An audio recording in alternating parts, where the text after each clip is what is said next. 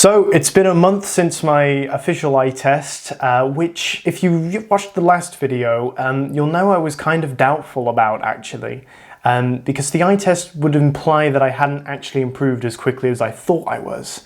I was reducing really quickly, by the way, so my entire thing has been like, oh, this is a bit of a quick fix, you know, improve my eyes really quickly. So this eye test contradicted what I thought I was doing. Now I had made improvements. Apparently I have no astigmatism anymore and I'm -3 and -4 respectively. Now coming from -5, that's a big drop down and it's good. But it would imply that I hadn't improved as quickly. So I went onto the forum and a very helpful member of the forum told me what I didn't want to hear, but what I needed to hear. And that is, I haven't actually been improving as quickly as any of these video logs have made out. Now, a bit of background, right? In the beginning, in the first 90 days, my experiences here are just backing up what Jake's saying. In the beginning, in the first 90 days, you are going to see a drastic improvement in your eyesight as pseudomyopia goes away and your close-up strain is gone. But after you've exhausted that mine of easy gains, easy potential gains, which depends on how much screen time you've got anyway, but after you've done that, after you're out of pseudomyopia, you've got the long, hard journey of reducing the axial length of your eyeball, which is physically too big. And that is slow, okay? If there's one thing I want to make absolutely clear in this vlog, it is, now my other logs have been very optimistic, and I think optimism is a great thing, and everyone should have it. But you're probably not improving as quickly as you want to, and you've got to reality check yourself at every step of the way. A key concept I want to talk about is blur adaptation. Now, Jake talks about it in...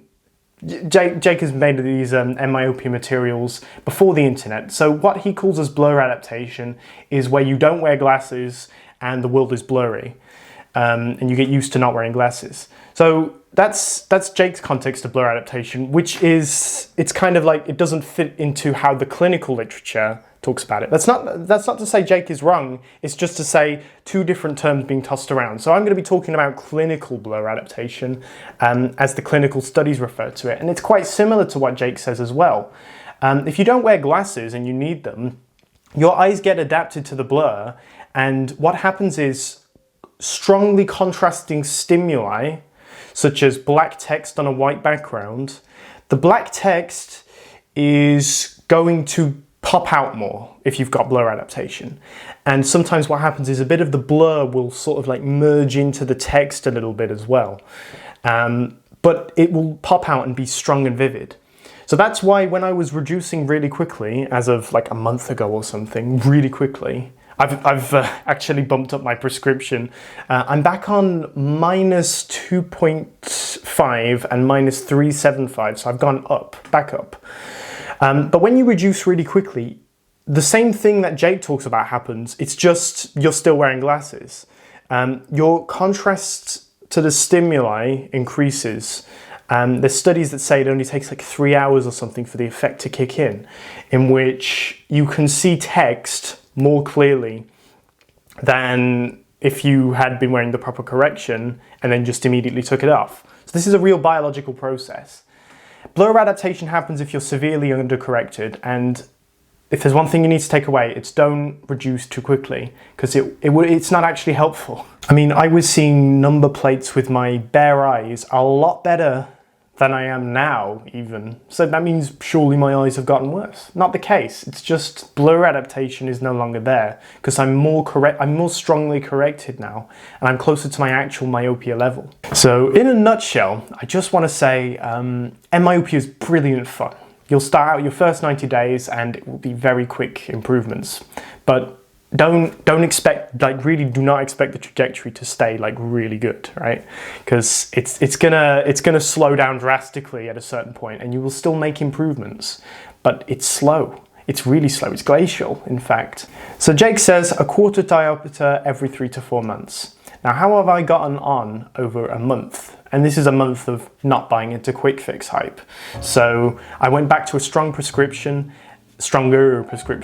and how am I doing? Well, I've made consistent improvements actually, so it's not insane, but it's good improvements. And I think I'll put a chart. I'm gonna put a chart here, manifest that chart before my hands.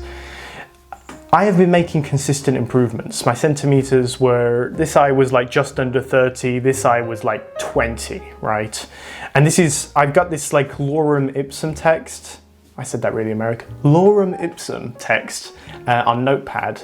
I've got like the specific font and everything.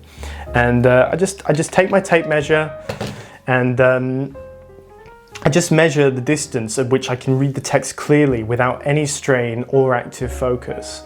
And it's working out really well. I've got my Excel spreadsheet and everything. And it doesn't have to be, when you're measuring your centimeters, don't obsess about the details of like, oh, how am I gonna do it, right? The most important thing is pick any way you like and just stick to that one method. Because if your barometer for what you take as a measurement remains the same, then as you improve consistently, all the other variables are controlled. So in a scientific way, your measurements are accurate. Whatever works for you is good. I like lorem ipsum text on a notepad. Do whatever you like. But centimeter measurements are super important as well. And I was really against centimeter measurements at one point because I just think they're like hassle, right? Who wants to be hassled by having to measure every day? But I'm very glad I did, because improvements are so slow. You won't notice them unless you measure them out every day in a spreadsheet. You don't, maybe not every day, maybe like every 3 days or something. You don't have to be, it's not a big deal. It takes like 2 seconds to measure anyway. But I really recommend measuring your centimeters. And the cherry on the cake is that these centimeter measurements have come about as World of Warcraft Classic was released. Now this is not following the Jake method. I have been bloody addicted to World of Warcraft Classic. I've been waiting for this game for 2 to 3 years to come out, and I'm having a blast. I've got like a level 45 warrior and everything. So I've been playing a lot, like God knows how many hours. You can imagine how many hours I'm playing. Remember that scene from South Park when, yep, that's me right there.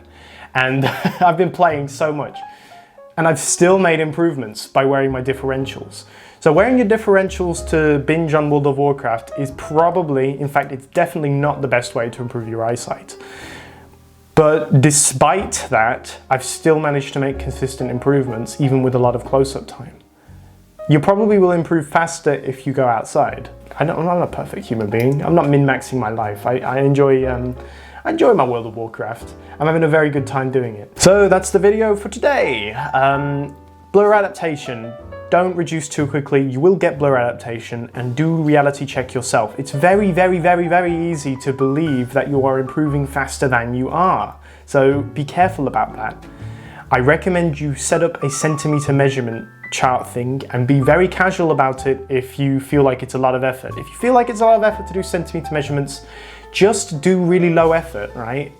Do a measurement every other 3-4 days if you want. It's certainly better to have more data points, but you don't have to do it every day if you don't want to, and it only takes a few seconds to do anyway, and you'll be very glad you did. You'll be patting yourself on the back a month after you've collated all that data. So that's all I wanted to say. I think the video upload pace will go down because I'm trying to escape this Endmyopia hype train. It's amazing, it's great that you can improve your eyesight back to 2020, and I'm still a full committed.